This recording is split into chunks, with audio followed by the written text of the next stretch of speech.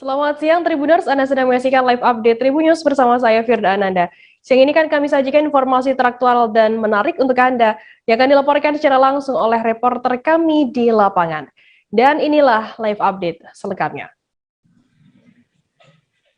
Kita ke berita pertama, Saudara. Menteri BUMN Erick Thohir memastikan bantuan dari Yayasan E-Troopers akan menyasar 88 lokasi di Provinsi Lampung. Hal itu dikatakan Erick Thohir selaku Ketua Yayasan E-Troopers saat menyambangi Mushola Al-Mukmin di Desa Jatimulyo, Kecamatan Jati Agung, Lampung Selatan pada Sabtu 16 Oktober kemarin. Terkait informasi lebih lengkapnya akan disampaikan oleh rekan jurnalis kami dari Tribun Lampung. Ada Bayu Saputra yang saat ini sudah tersambung bersama kami. Halo Bayu. Ya, rekan Dea. Bayu, bisa Anda jelaskan apa yang dilakukan oleh Erick Thohir selaku Ketua E-Troopers saat kunjungan ke Lampung Selatan? Oke, baik, Dea. Kemarin Pak Erick Thohir mendatangi Desa Jati Agung, Lampung Selatan untuk melihat bantuan yang diberikan oleh Yayasan E-Troopers atau yayasan yang berbentuk sosial untuk pembangunan tempat-tempat ibadah, sosial, dan lainnya. Itu rekan Dea. Kemudian bisa dijelaskan apa sebenarnya E-Troopers yang diinisiasi oleh Erick Thohir sendiri? Jadi E-Troopers ini merupakan yayasan atau lembaga sosial untuk memberikan masyarakat kemudahan dalam pelayanan untuk kebijakan publik untuk tempat-tempat publik seperti musola yang kemarin sempat dibangun paving blocknya oleh Pak Menteri Erick Thohir. Kemudian beliau juga membantu pengecetan musola Al-Mukmin di Jati Agung dan seperti itu rekan Dea. Selain selaku Ketua E-Troopers begitu, apa yang dilakukan oleh Erick Thohir sendiri selaku Menteri BUMN dalam kunjungannya ke Lampung Selatan? Oke, rekan Firda, bahwasannya Pak Menteri Erick Thohir juga selain berkunjung ke Desa Jati Agung, beliau juga berkunjung ke Lampung Selatan untuk melihat pengembangan Harbor City yang dioptimiskan oleh Pak Menteri akan menjadi tumpuan pariwisata Lampung. Karena Bakauheni sendiri merupakan gerbang dari Pulau Sumatera yang saat itu beliau meminta supaya pembangunan cepat terselesaikan sehingga bisa menjadikan tumpuan pariwisata di Provinsi Lampung. Dan seperti itu juga diharapkan oleh Gubernur Arinal juga kepada pemerintah pusat bahwasannya Harbor City bisa berjalan sesuai dengan yang diharapkan oleh pemerintah dan masyarakat Lampung pada umumnya. Begitu rekan Firda. Baik, Tribuners, jurnalis kami tadi Bayu Saputra juga sudah menghimpun keterangan dari Erick Thohir, Menteri BUMN. Berikut liputannya untuk Anda. Yayasan Erick Thohir ini kita hari ini memfokuskan, alhamdulillah dari 520 titik sudah jadi 260 titik. Dan insya Allah di akhir tahun bisa 520 titik. Ketika Sumatera menyala, kita ingin juga menyalakan api ini di berbagai tempat. Insya Allah Banten kita akan nyalakan 100 titik. Di Jakarta kita akan nyalakan 50 titik. Dengan tujuan apa? Bahwa kita bangkit bersama. Dan pekerjaannya di semua tempat saya wajibkan gotong royong, bukan sendiri-sendiri. Karena itu adalah fondasi kita untuk bangkit. Dan saya ingin bersama-sama dengan berbagai pihak. Apakah sekarang saya diberi amanah sebagai Menteri BUMN, tetapi jabatan saya itu tidak ada artinya. Karena pada saat saya tidak jadi menteri, toh jadi rakyat lagi. Karena itu saya sangat berharap apa yang kita lakukan secara gotong royong ini kita jaga silaturahimnya. Dan insya Allah kita bangsa besar, bangsa yang sudah membuktikan beberapa kali krisis bisa bangkit. Pemerintah Provinsi Sumsel telah memberikan mandat kepada Wabub Beni Hernedi sebagai PLT Bupati Musi Banyuasin. Hal ini dilakukan agar roda pemerintahan di Pemkab Muba tetap berjalan. Keputusan tersebut diambil Gubernur Sumsel Herman Deru selaku perpanjangan tangan pemerintah pusat pasca Bupati Musi Banyuasin Dodi Reza Alex Nurdin resmi ditetapkan sebagai tersangka oleh KPK lantaran terlibat kasus dugaan suap terkait proyek infrastruktur pada Sabtu kemarin. Informasi lebih lengkapnya akan disampaikan oleh rekan jurnalis kami dari Sriwijaya Post. Ada Fajri Ramadhani yang saat ini sudah tersambung bersama kami. Halo Fajri. Halo rekan Firda. Fajri, bisa Anda jelaskan bagaimana respon Beni Hernedi sendiri usai dirinya ditunjuk Gubernur Sumsel menjadi PLT Bupati Muba? Baik, terima kasih rekan Firda. Sebelumnya, pasca ditetapkannya Bupati Musi Banyuasin dan sejumlah ASN di lingkungan Pemkab Muba, Gubernur Sumsel memberikan mandat kepada PLT Bupati Musi Banyuasin kepada Bapak Beni Hernedi. Hal tersebut agar roda pemerintahan kembali berjalan. Dari pesan WhatsApp-nya, Wabub Muba sendiri belum bisa memberikan respon secara langsung dan meminta untuk sejumlah ASN untuk fokus tetap bekerja, Firda. Kemudian kemana Wakil Bupati Muba sendiri pada saat Bupati Muba ini ditangkap oleh pihak KPK? Baik, terima kasih rekan Firda. Wakil Bupati Musi Banyuasin sendiri saat itu sedang berada di sungai di daerah Muara Medak ke Kecamatan Bayung Lincir, di mana saat itu Wabub Muba tidak ada respon karena tidak ada sinyal, dan baru mengetahui bahwa Bupati Musi Banyuasin terjaring OTT, Firda. Kemudian bisa Anda jelaskan sedikit mengenai kronologi penggeledahan dari tim KPK sendiri ke gedung dinas PUPR dan menangkap Bupati Muba kemarin? Baik, rekan Firda, kronologi sendiri sekitar pukul 9 Jumat lalu, sejumlah tim dari Komisi Pemberantasan Korupsi mendatangi gedung dinas PUPR Kabupaten Musi Banyuasin. Mereka mengsegel sejumlah ruangan dan membawa sejumlah berkas yang diduga kuat untuk barang bukti, Firda. Bagaimana kondisi terkini gedung dinas PUPR pasca penggeledahan oleh KPK tersebut, Fajri? Kondisi gedung dinas PUPR sendiri masih dalam kondisi disegel, Firda. Belum ada aktivitas secara langsung, dikarenakan hari ini Sabtu Minggu, jadi belum ada aktivitas ASN, sedangkan untuk security pun tidak ada, Firda. Terima kasih. Baik, terima kasih rekan jurnalis dari Sriwijaya Post, ada Fajri Ramadhani atas laporan Anda. Selamat bertugas kembali. Kita beralih ke informasi selanjutnya, Saudara. Upacara HUT ke-20 Kota Bau-Bau dan Hari Jadi ke-480 berlangsung meriah serta menggunakan dua bahasa. Upacara perayaan Hari Jadi Kota Bau-Bau tersebut berlangsung di halaman kantor Wali Kota Bau-Bau berlokasi di Jalan Raya Palagimata, Kelurahan Lipu, Kecamatan Beto Ambari, Kota Bau-Bau, Sulawesi Tenggara. Pelaksanaan upacara tersebut dimulai sekira pukul 8:45 waktu Indonesia Tengah pada Minggu 17 Oktober hari ini. Informasi lebih lengkapnya akan disampaikan oleh rekan jurnalis kami dari Tribun News Ultra. Ada Husni Hussein yang saat ini sudah tersambung bersama kami. Halo Husni. Ya, halo rekan Firda. Husni, bisa Anda jelaskan bagaimana proses upacara Hari Jadi tersebut berlangsung? Ya, baik, dapat saya laporkan bahwa memang hari ini telah terjadi upacara HUT ke-480 Kota Bau-Bau dan sekaligus menjadi ulang tahun ke-20 sebagai Kota Bau-Bau sebagai daerah otonom.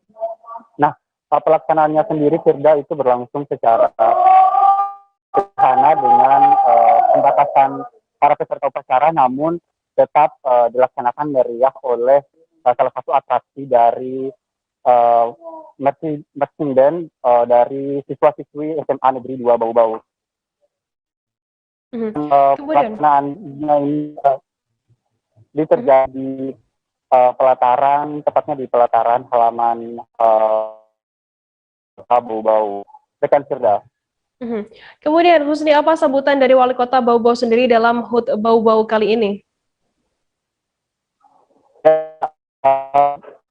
Wali Kota Bau-Bau pada saat pelaksanaan upacara tadi memberikan sambutan seperti lantaran karena masih pandemi COVID-19 di wilayah Sulawesi Tenggara, khususnya di Kota Bau-Bau. ia menghimbau kepada masyarakat Kota Bau-Bau untuk tetap memindahkan prokes seperti itu, rekan Firda.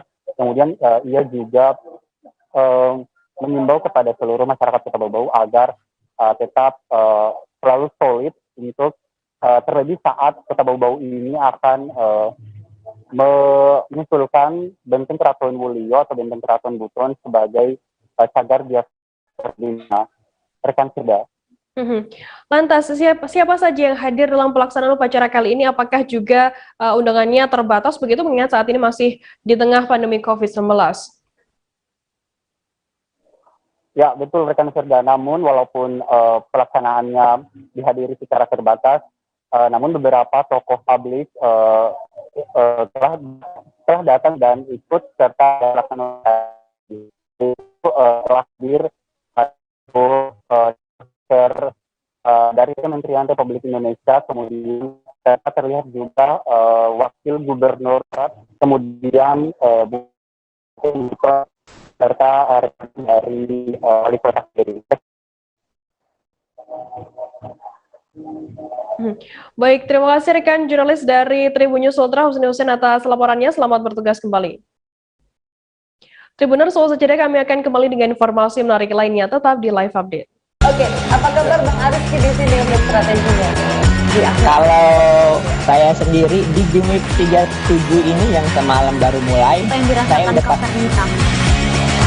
Sebenarnya aku nggak ngerasain penangkapan atau penggerbegan atau apapun itu, karena gini loh, posisinya aku lagi kriteria. main. Jadi kita mengenal disebut dengan stroke yang tidak berdarah dengan stroke yang berdarah. Stroke yang tidak berdarah itu biasanya ditandai dengan adanya penyumbatan. Kalau itu terjadi di sini mungkin pikirnya tidak ke situ kali ya, tapi kalau di Korea atau di Kamboja itu ada beberapa paper yang saya itu mas, ya dulunya tukang koran. Oh gitu ya, tukang koran. Ya saya baca itu Pak. Tuh kan pernah baca kan? Ya. Jadi kalau saya jadi tangga itu udah bersyukur banget. Si anak ini dijadikan sebagai tersangka begitu. Ya, kalau ini kita bicara yang di luar kasus Sukombo ya. Dengan nama hujan shower, di mana terdapat batas jelas antara daerah hujan dan tidak hujan yang biasanya terjadi pada fase awal mature stage atau tahap Berbahaya dewasa. itu Kang. Jadi mulai artinya terjadinya perlembekan. Nah itu untuk penetrasi akan sulit gitu ya. Dok, saya ini menurut saya memang tidak mudah, bukan urusan tanah diambil. Kalau misalnya Amerika Serikat sekarang, Rasulullah mengatakan dalam sebuah hadis bahwa berpuasa di 6 hari Syawal itu. Oke, apa kabar Bang? Terima kasih Anda masih bersama kami di Live Update. Kita beralih ke informasi selanjutnya, Saudara. 2 orang residivis pelaku pencurian dan kekerasan atau begal ditangkap tim gabungan TKP 308 Polda Lampung dan Polres Lampung Utara pada Sabtu 16 Oktober kemarin. Pihak kepolisian melakukan tindakan tegas terukur lantaran pelaku melawan menggunakan senjata tajam. Para pelaku diketahui melakukan aksinya di Dusun Talang Kepayang, Desa Pengaringan, Ambung Barat pada hari Selasa 12 Oktober lalu. Korban diketahui merupakan ibu beserta anaknya yang mengalami luka bacok dan luka tusuk. Informasi lebih lengkapnya akan disampaikan oleh rekan jurnalis kami dari Tribun Lampung. Ada Anung Bayuardi yang saat ini sudah tersambung bersama kami. Halo, Bayu. Selamat siang, rekan Firda. Bayu, bisa Anda jelaskan bagaimana kronologi penangkapan 2 begal ini hingga harus dilakukan penembakan oleh pihak kepolisian? Ya, rekan Firda dan Tribuners di mana saja. Pada saat Selasa terjadi aksi pembegalan di Kabupaten Lampung Utara. Kedua pelaku membacok kedua korban sehingga mendapatkan perawatan. Kemudian dilakukan serangkaian penyelidikan oleh kepolisian, dibantu oleh aparat Polda Lampung dan Polres Lampung Utara. Diperoleh informasi pelaku merupakan warga Bukit Kemuning, kemudian dilakukan penyergapan keduanya. Namun saat dilakukan penyergapan, keduanya sempat melakukan aksi perlawanan dengan menggunakan senjata tajam, sehingga petugas ataupun anggota kepolisian melakukan tindakan tegas terukur yang mengakibatkan salah satunya meninggal di tempat. Demikian rekan Firda. Kemudian, Bayu, bisa Anda jelaskan seperti apa sepak terjang dari 2 begal ini dari catatan pihak kepolisian sendiri? Bagaimana juga modus yang dilakukan oleh kedua pelaku saat beraksi?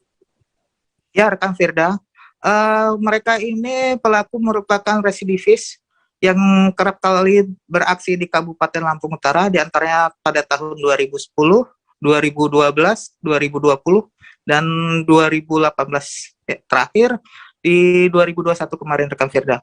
Namun mereka tidak berhenti sampai di sini saja, melakukan aksinya sebelum dilumpuhkan oleh anggota kepolisian, rekan Firda. Untuk aksi mereka kerap menghadang korban lalu memberhentikan serta melukai korbannya, rekan Firda. Kemudian adakah pesan-pesan khusus dari pihak kepolisian sendiri terkait aksi kejahatan di Lampung Utara ini? Ya, baik rekan Firda, di mana untuk aksi kejahatan di Lampung Utara sendiri sekarang cukup marak seperti begal. Masyarakat diminta untuk waspada dan tidak melintas di tempat-tempat yang sepi. Sekiranya ketika akan berpergian, hendaknya membawa rekan lainnya sehingga ketika terjadi peristiwa kriminal dapat membantunya. Demikian rekan Firda. Baik, Tribuners, jurnalis kami tadi juga sudah menghimpun keterangan dari Kapolres Lampung Utara, AKBP Kurniawan Ismail, dan berikut liputannya untuk Anda.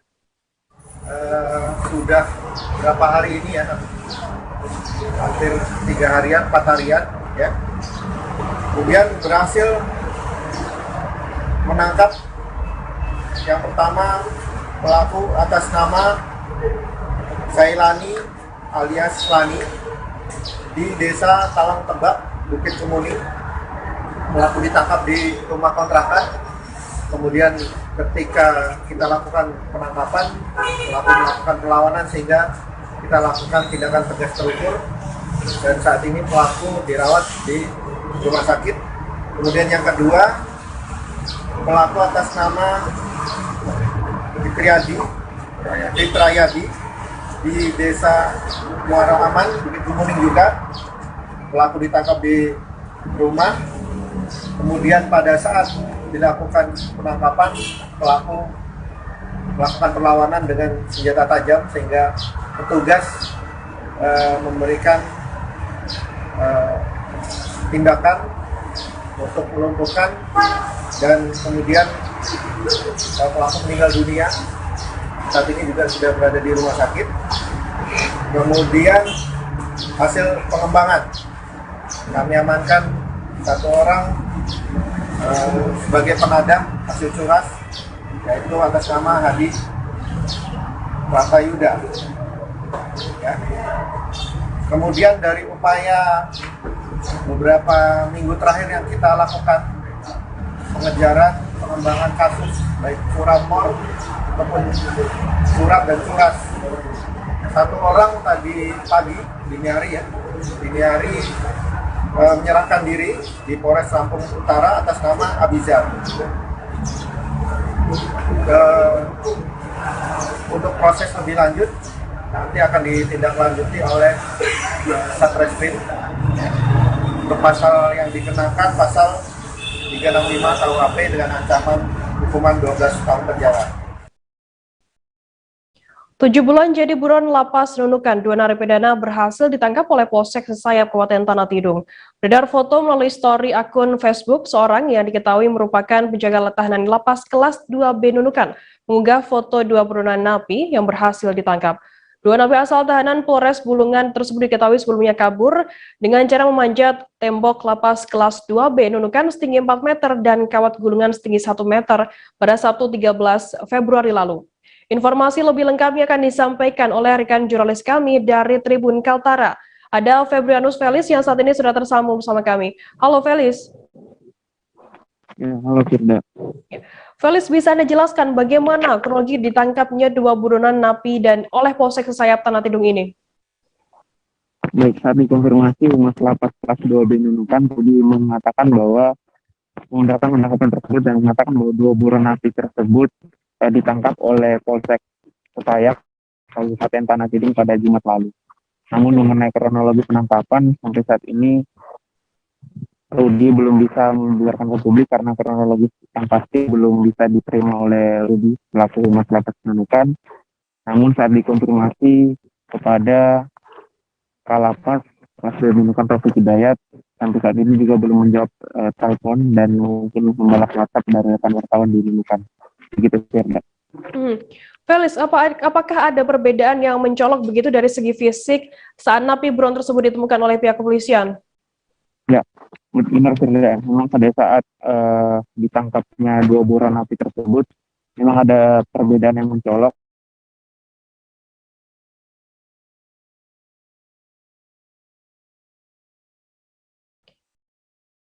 Halo rekan Felis.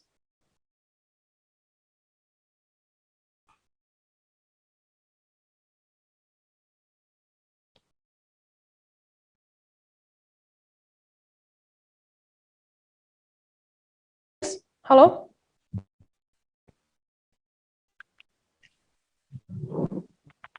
Halo Firda. Ya, rekan Felis, bisa Anda ulangi sedikit mengenai tadi jawaban Anda mengenai adakah perbedaan gitu yang mencolok dari segi fisik napi buron yang ditemukan oleh pihak kepolisian? Ya, benar Firda. Jadi ada perbedaan secara fisik pada saat napi kabur dari lapas Nunukan dengan pada saat ditemukan oleh Polsek Kakayap Tanah Tidung. Dari segi fisik, misalnya ada keadaan kepala pada saat kabur dari lapas dalam keadaan tidak berambut atau botak, pada saat ditemukan sudah dalam keadaan gondrong keduanya. Dan juga kaos yang dikenakan juga berbeda pada saat kabur menggunakan kaos putih, untuk yang napi pertama dan napi kedua menggunakan kaos berwarna abu-abu, sementara pada saat ditemukan yang satunya menggunakan kaos warna hitam dan satunya juga lagi berwarna hijau. Itu perbedaannya, Firda. Kemudian Felis, apa yang dilakukan saat ini oleh Lapas Kelas 2B Nunukan, dan apakah 2 napi tersebut juga akan dibawa pulang ke Nunukan atau seperti apa informasinya? Dari informasi dihimpun dari Humas Lapas Kelas 2B Nunukan, pagi tadi pukul 8 bertolak dari Tarakan menuju Desa Kakayap di Kabupaten Tanah Tidung. Napi tersebut dijemput oleh Kalapas langsung bersama dengan 4 staf dari Lapas Nunukan, dan diinformasikan pada napi tersebut akan dijemput namun tidak pulang kembali ke Lapas Nunukan, akan ditempatkan di Lapas Tarakan. Mengenai alasan tersebut, Rudi belum bisa membiarkan ke publik mengingat Kalapas saat ini belum sampai ke Nunukan. Begitu, Firda. Baik, terima kasih rekan jurnalis dari Tribun Kaltara, Febrianus Felis, atas laporannya. Sehat selalu, selamat bertugas kembali. Kita beralih ke informasi selanjutnya, Saudara. Kepala Daerah Operasional Manggala Agni Sarolangun M. Hakim menilai pada Oktober ini angka kebakaran hutan dan lahan di Kabupaten Sarolangun semakin menurun. Hakim menuturkan penurunan karhutla disebabkan oleh beberapa faktor, diantaranya hujan yang kerap kali melanda Sarolangun. Informasi lebih lengkapnya akan disampaikan oleh rekan jurnalis kami dari Tribun Jambi, ada Rifani Halim yang saat ini sudah tersambung bersama kami. Halo Rifani. Iya, rekan Firda. Ya, Rifani, bisa Anda jelaskan berapa jumlah luas lahan yang terbakar dan bagaimana tim melakukan pemadaman? Oh, oke, rekan Firda. Kebakaran melanda beberapa waktu lalu di kawasan Kecamatan Air Hitam di Kabupaten Sarolangun. Nah, setidaknya ada bentangan 5 hektar lahan. Dari 5 hektar lahan tersebut ada 2 hektar yang terbakar. Nah, jenis lahan tersebut ini berupa gambut dan terbakar di areal bawah, menurut penuturan dari Manggala Agni. Kemudian sejauh ini bagaimana kebakaran di Sarolangun sendiri? Apa yang dilakukan oleh pihak Satgas Karhutla? Nah, tim dari TNI, Polri, Manggala Agni, dan BPBD Kabupaten Sarolangun terus melakukan patroli maupun kampanye anti kebakaran hutan dan lahan di para sekitar warga desa untuk tidak membakar lahan di sekitar. Nah, ini rutin terus dilakukan hingga masuk kepada pihak-pihak sekolah maupun pihak desa untuk anti terhadap pembakaran lahan. Begitu, Firda. Kemudian Rifani, kenapa kebakaran lahan di sana masih saja terjadi? Di lahan seperti apa yang sering terjadi karhutla ini? Nah, ini Firda, kejadian kebakaran yang sering melanda Kabupaten Sarolangun menurut penuturan dari Manggala Agni tersebut. Kebakaran ini sering terjadi karena warga yang membuka lahan. Warga tersebut sudah melakukan pemotongan dari batang atau pohon, kemudian dikumpulkan, namun dia membakarnya tidak sadar hingga api menyebar dengan luas. Nah, awalnya seringkali kita juga ikut ke lapangan, lahan tersebut biasanya hanya terbakar 10 hingga 20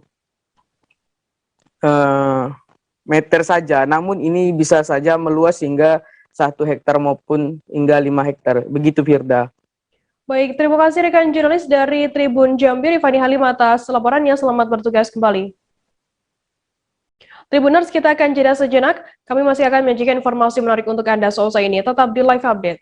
Oke, apa kabar Bang Ariski di sini untuk strateginya? Kalau saya sendiri di Jumip 37 ini yang semalam baru mulai, saya udah sebenarnya aku nggak ngerasain penangkapan atau penggerebegan atau apapun itu, karena gini loh, posisinya aku kriteria. Jadi kita mengenal disebut dengan stroke yang tidak berdarah dengan stroke yang berdarah.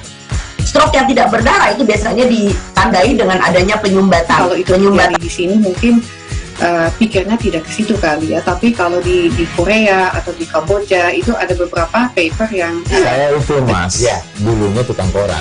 Oh gitu ya, tukang koran. Ya saya baca ya Pak. Tuh kan pernah baca kan? Ya. Jadi kalau saya jadi tangga itu udah bersyukur banget. Si anak ini dijadikan sebagai tersangka begitu. Ya kalau ini kita bicara yang di luar kasus Sibolombo ya. Dengan nama hujan shower, di mana terdapat batas jelas antara daerah hujan dan tidak hujan yang biasanya terjadi pada fase awal mature stage atau tahap Berbahaya dewasa. tuh Kang.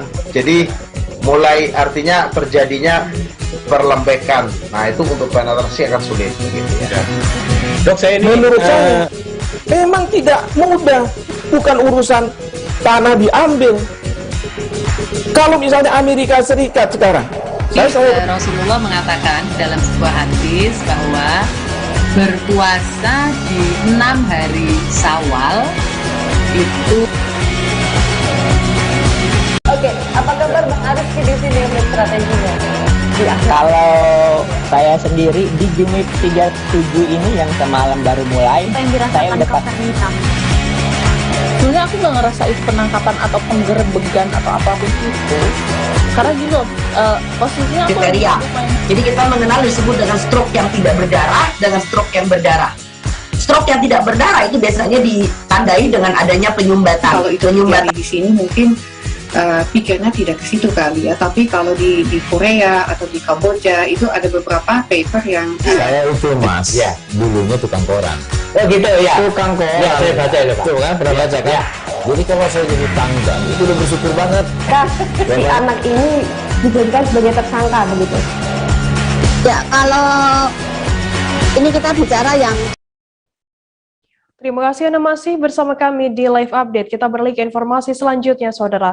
4 bus pariwisata berwarna merah muda mengalami kecelakaan lalu lintas di Tol Tangerang Merak, kilometer 69 tak jauh dari rest area Bogek, Kota Serang, pada Sabtu 16 Oktober kemarin. 1 orang meninggal dunia dan belasan penumpang lainnya mengalami luka-luka. Para penumpang yang terluka dibawa ke Rumah Sakit Sari Asih, Kota Serang. Informasi lebih lengkapnya akan disampaikan oleh rekan jurnalis kami dari Tribun Banten.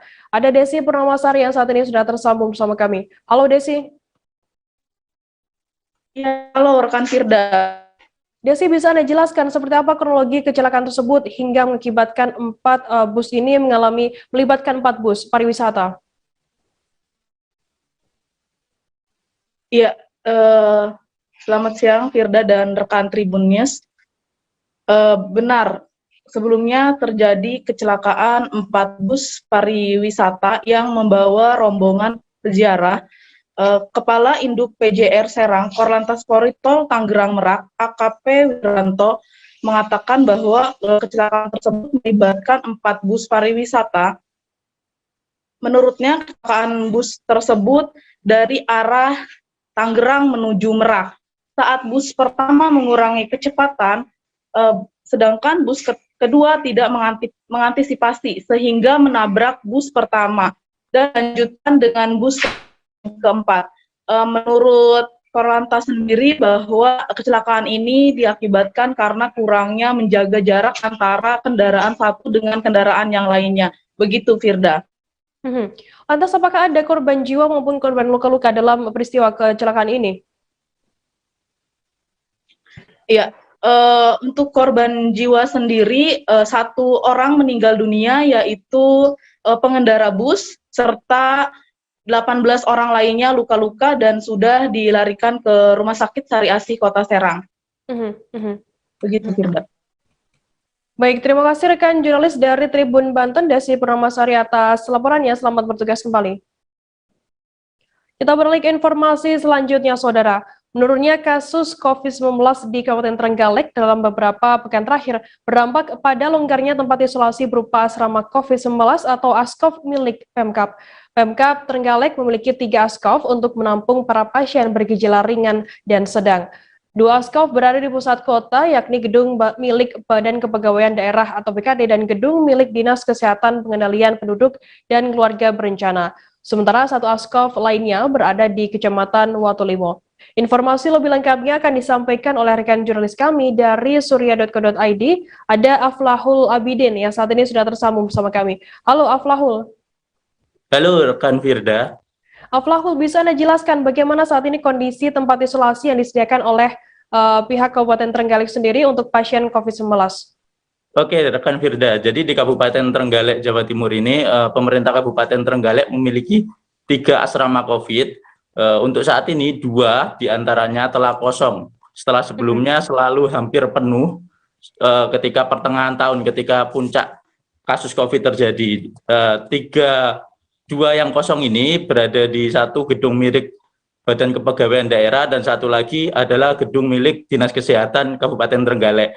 2 gedung ini kapasitasnya kurang lebih sekitar hampir 100.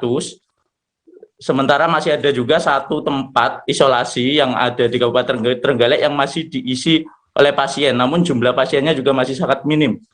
Hanya antara 2-3 orang saja. Jika nanti 2-3 orang ini sembuh, kemungkinan 3 tempat isolasi yang ada di Kabupaten Trenggalek ini akan kosong, begitu Firda. Kemudian Aflahul, bagaimana untuk tren kondisi kasus COVID-19 di Kabupaten Trenggalek saat ini? Oke rekan Firda, jadi di Kabupaten Trenggalek sekitar 2 pekan terakhir ini kasus COVID-19 bisa dibilang telah melandai. Itu bisa dilihat dari tambahan kasus COVID yang tidak begitu mencolok, hanya sekitar 2-3 sampai maksimal 5 kasus dalam sehari. Itu sangat minim jika dibandingkan dengan puncak kasus yang terjadi di awal atau pertengahan tahun yang bisa mencapai puluhan bahkan seratusan kasus tambahan dalam sehari. Selain itu jumlah pasien yang dirawat seperti yang saya sampaikan tadi di asrama COVID sudah sangat minim. Yang ada sekarang adalah pasien-pasien yang dirawat di tempat pelayanan kesehatan seperti rumah sakit rujukan dan puskesmas darurat, rumah sakit darurat COVID. Jumlahnya untuk saat ini yang masih tersisa hanya sekitar 30-an orang. Pemerintah Kabupaten Trenggalek berharap dengan berkurangnya kasus COVID ini, ke depannya kasus-kasus yang lain bisa lebih melandai sehingga Trenggalek bisa naik untuk level PPKM-nya, begitu rekan Firda. Kemudian Aflahul, bagaimana kondisi fasilitas kesehatan seperti rumah sakit untuk pasien COVID-19 di Trenggalek sendiri? Oke rekan Firda, jadi di Kabupaten Trenggalek ini ada 1 rumah sakit rujukan COVID-19, yaitu di Rumah Sakit Umum Daerah Dr. Sudomo. Rumah sakit ini memiliki jumlah kapasitas sekitar 100-an tempat tidur untuk merawat pasien dengan gejala sedang hingga berat. Saat ini rumah sakit masih dioperasikan, tapi jumlah keterisiannya, jumlah bornya masih sangat rendah. Harapannya memang tidak terjadi peningkatan sehingga kasus COVID-19 di Trenggalek bisa lebih terkendali. Begitu rekan Firda. Baik, Tribuners, jurnalis kami tadi juga sudah menghimpun keterangan dari Kepala Dinas Kesehatan Pengendalian Penduduk dan Keluarga Berencana Kabupaten Trenggalek, saya Roni. Berikut liputannya untuk Anda. Ya, jadi sudah banyak yang kosong ya.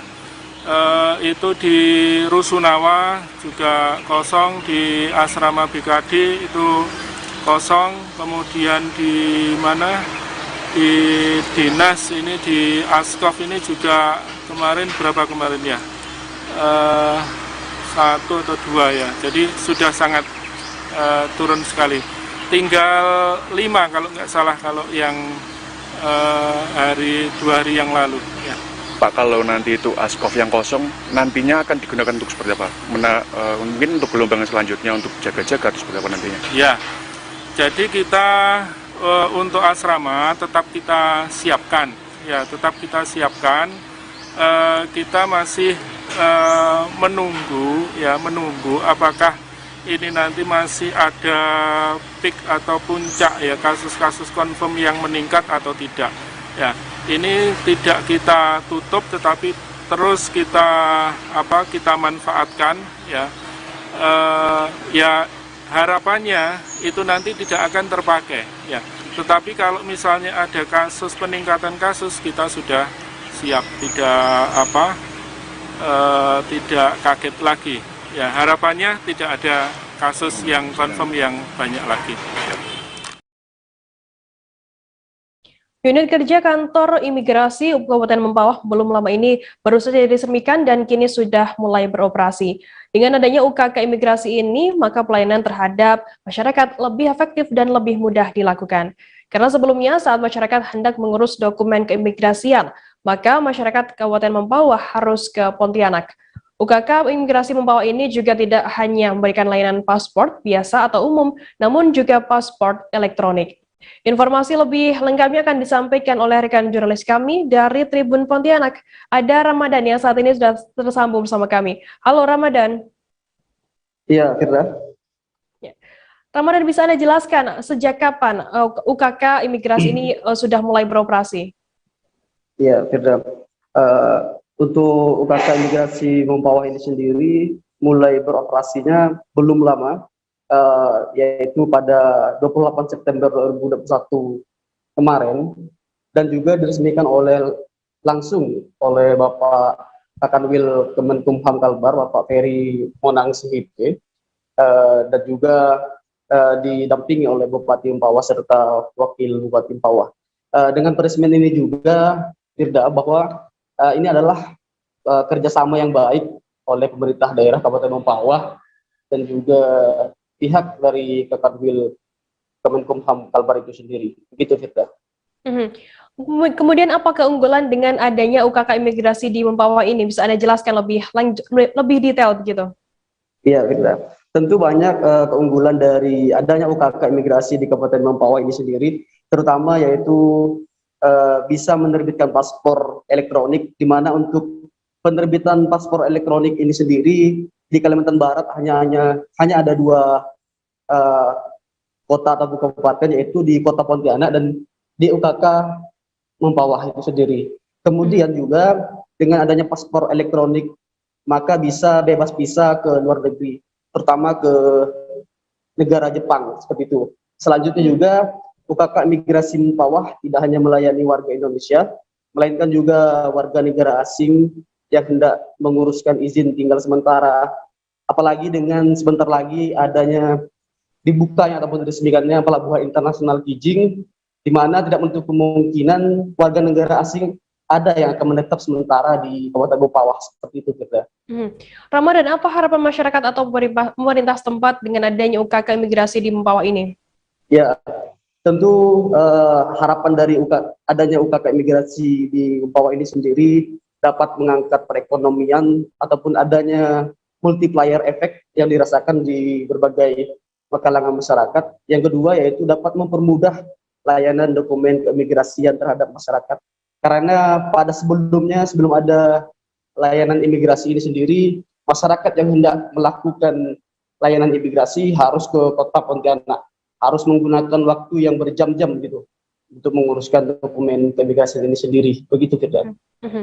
Baik, Tribuners, jurnalis kami tadi juga sudah menghimpun keterangan dari Bupati Mempawah, Hajah Erlina, dan juga Kakanwil Kemenkumham Kalimantan Barat, Ferry Monang Sihite. Berikut liputannya untuk Anda.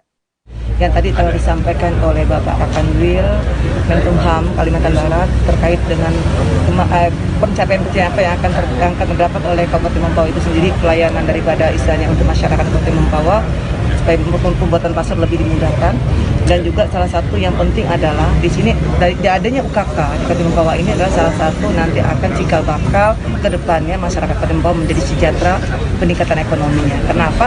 Tidak hanya masyarakat Mempawah ini aja yang akan mendapat pelayanan daripada pembuatan paspor, tapi nanti sekelilingnya ini adalah kabupaten yang sekitarnya yang dekat dengan Kabupaten Mempawah ini akan juga ikut misalnya dalam hal adalah pembuatan dalam pelayanan daripada pembuatan paspor yang ada di Kabupaten Mempawah. Dan tadi juga beliau menyampaikan bahwa di sini tidak hanya paspor biasa aja umum, tetapi juga ada elektrik ya Pak ya. Elektronik. elektronik, yang mana elektronik ini adalah salah satu keunggulan yang ada hanya bisa membuat adalah Kota Pontianak, kantor imigrasi Kota Pontianak dan Kabupaten Mempawah, Kabupaten Mempawah. Sehingga hanya dua ini aja. Dan ini salah satu keunggulan adalah untuk bebas visa masuk ya, bisa masuk untuk ke luar negeri, yaitu ke negara Jepang. Nah, maka mudah-mudahan dengan adanya UKK ini, mari kita sama-sama pemerintah daerah juga masyarakat juga mendukung dengan adanya UKK ini. Tadi ini karena perdana pertama, tentunya ini bagaimana memberikan pelayanan kepada masyarakat. Kami hadir di Kabupaten Mempawah. Tujuannya tadi memberikan katakanlah kemudahan bagi masyarakat yang selama ini masyarakat kalau mengurus dokumen keimigrasian harus memerlukan waktu ke Pontianak sampai beberapa jam. Mungkin juga dokumen-dokumen yang dibawa kurang lengkap kan bisa nanti jadi nggak efektif.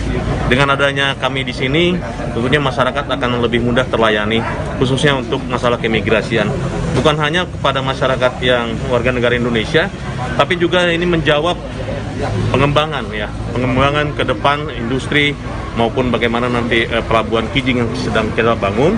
Tentunya ini juga nanti akan menjawab kebutuhan dari warga negara asing untuk mendapatkan izin tinggal keimigrasian. Ini berharap tadi kami komunikasi dengan Ibu bahwa ini bukan hanya status UKK, kita berharap dalam waktu dekat bisa ditingkatkan nanti mungkin menjadi kantor imigrasi.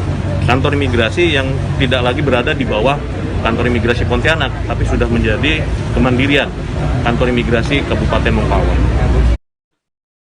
Tribuners, seusai jeda kami akan kembali dengan informasi menarik lainnya, tetap di Live Update. Oke, apa kabar Bang Arif di sini untuk strateginya? Kalau saya sendiri di Jumik 37 ini yang semalam baru mulai, saya udah Sebenarnya aku nggak ngerasa itu penangkapan atau penggerbegan atau apapun itu, karena gitu posisinya aku kriteria. Jadi kita mengenal disebut dengan stroke yang tidak berdarah dengan stroke yang berdarah.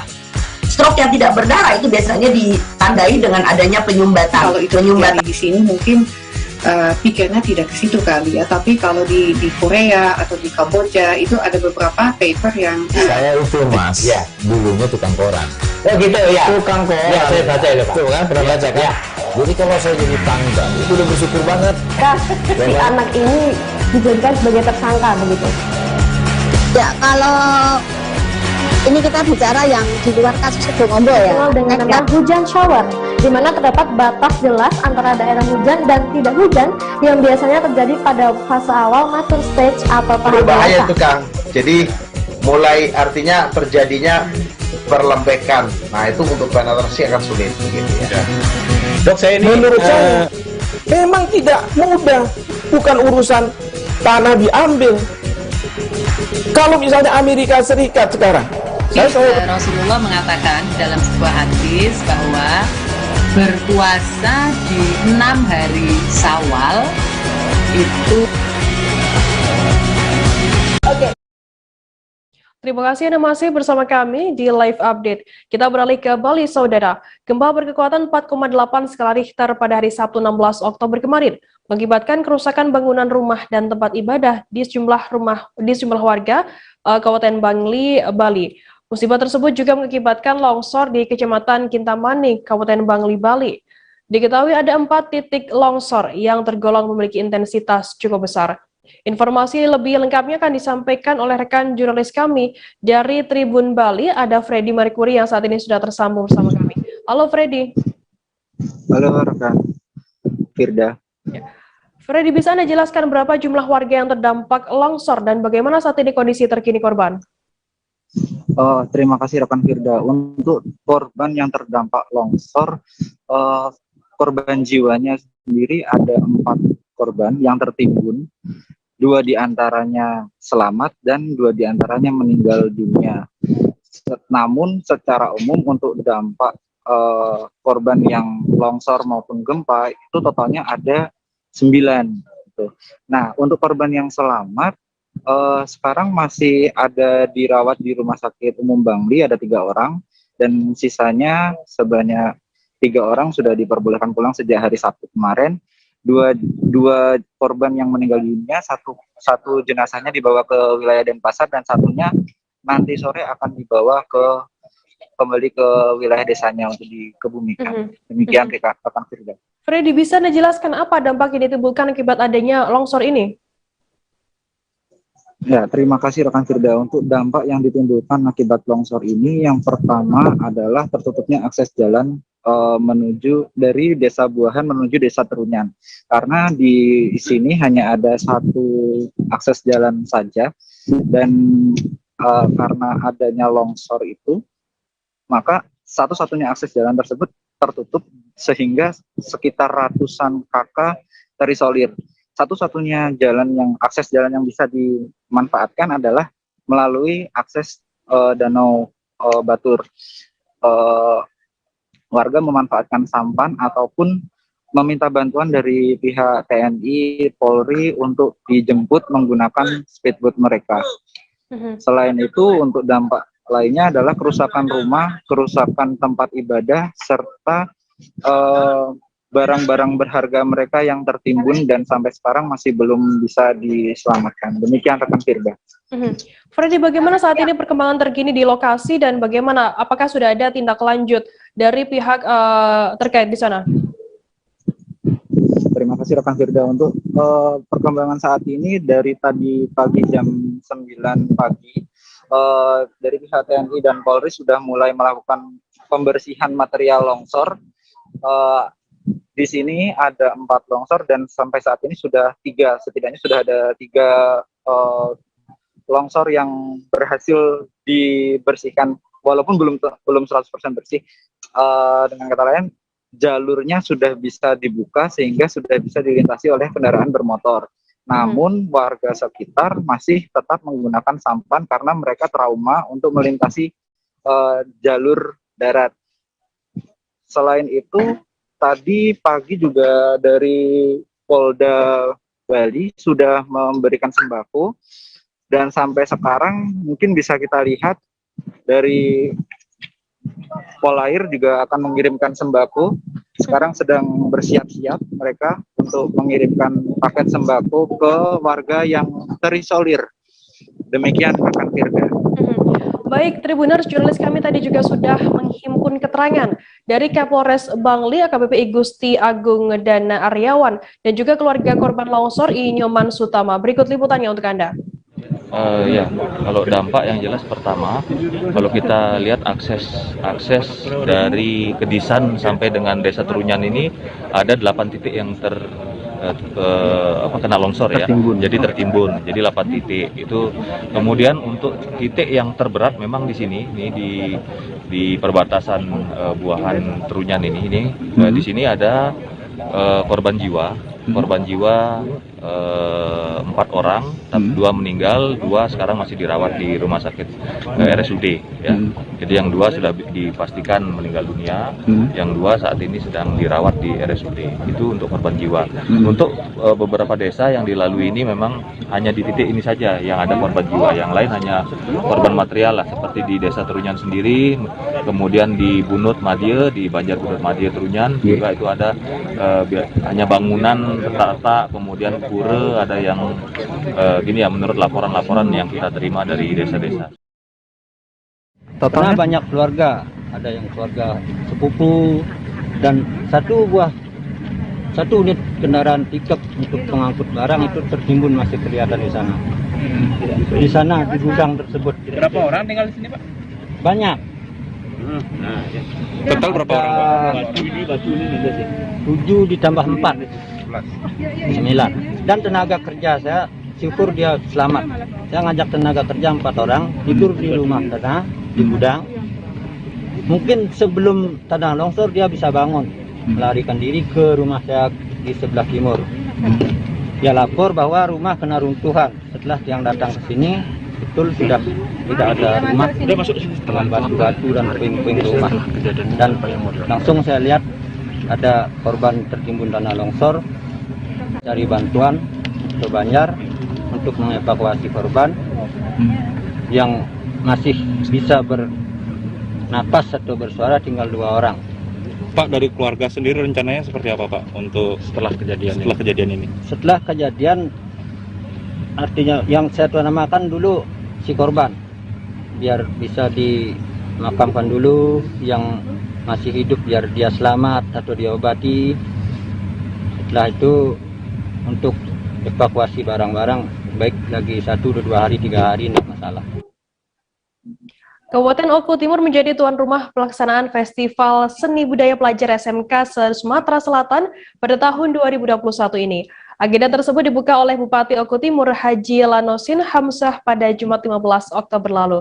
Sementara penutupannya secara resmi langsung dilakukan oleh Gubernur Sumsel Haji Herman Deru pada Sabtu 16 Oktober. Informasi lebih lengkapnya akan disampaikan oleh rekan jurnalis kami dari Tribun Sumsel, ada Edo Pramadian saat ini sudah tersambung bersama kami. Halo Edo. Iya, rekan Firda. Edo, bisa Anda jelaskan secara rinci bagaimana proses pelaksanaan Festival Seni Budaya SMK se-Sumsel ini? Jadi untuk agenda Festival Seni Budaya Pelajar SMK se-Sumatera Selatan ini berlangsung selama 3 hari. Itu dari tanggal 16 sampai kemarin itu. Nah, jadi masing-masing SMK itu terdiri sekitar 360 kontingen yang turut serta mensukseskan Festival Seni Budaya ini. Nah, dalam Festival Seni Budaya Pelajar ini juga mengagendakan 7 tangkai perlombaan, yakni Festival Band Pelajar, Tari Tradisional, Cipta Lagu Mars Sumsel, untuk Sumsel Maju untuk Semua, Pidato Bahasa Daerah, kemudian ada stand up comedy dan karnaval. Nah, kemarin agenda tersebut pada saat penutupan sebelumnya dilaksanakan karnaval. Nah, karnaval itu digelar dari masing-masing kontingen menampilkan dengan pakaian adatnya. Titik startnya itu di lapangan KONI Martapura dan berakhir di kawasan Polsek Martapura. Demikian, Firda. Dari masing-masing kontingen kabupaten kota, siapa yang menjadi juaranya, Edo? Meskipun agenda tersebut sudah ditutup begitu, namun untuk pengumuman secara keseluruhan tangkai lombanya itu belum diumumkan karena masih ada 2 perlombaan lagi yang belum kelar. Nanti 2 tangkai perlombaan itu akan digelar di Palembang, yakni perlombaan pidato bahasa daerah dan stand up comedy. Begitu. Edo, kemudian apa pesan yang disampaikan oleh Bupati Oku Timur Lanosin Hamzah sendiri selaku tuan rumah festival ini? Bupati Oku Timur Haji Lanosin Hamzah itu pada intinya menyambut baik agenda tersebut dan ia menyampaikan bahwa Festival Seni Budaya 2021 ini memberikan dampak positif yang sangat besar, terutama itu memberikan kesempatan pada pelajar SMK untuk menunjukkan kemampuan dan kualitasnya di tingkat provinsi. Selain itu, karnaval itu juga disambut baik oleh para masyarakat sehingga menimbulkan efek ekonomi bagi pedagang sekitar.